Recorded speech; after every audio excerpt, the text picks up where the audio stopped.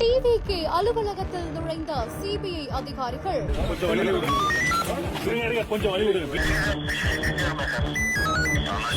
கரூர் சம்பவ இடத்தை தொடர்ந்து பனையூர் அலுவலகத்திலும் களமிறங்கிய சிபிஐ. அடுத்தடுத்து நடக்கப் போவது என்ன?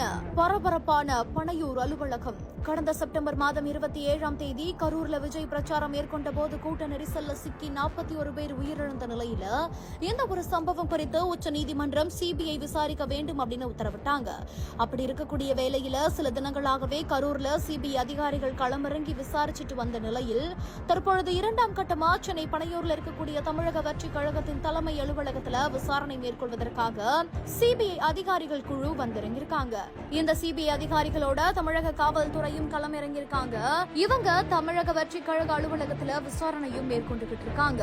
அடுத்தடுத்து நடக்க போவது என்ன அப்படின்னு இந்த ஒரு விஷயம் இப்போ மக்களிடையே பரபரப்பை கிளப்பி இருக்குது. ரகங்கள் பலவிதம், ஒவ்வொன்றும் உலகத்தரம். தமிழக உற்பத்தியில் உங்கள் அனுஜ் டைல்ஸ்.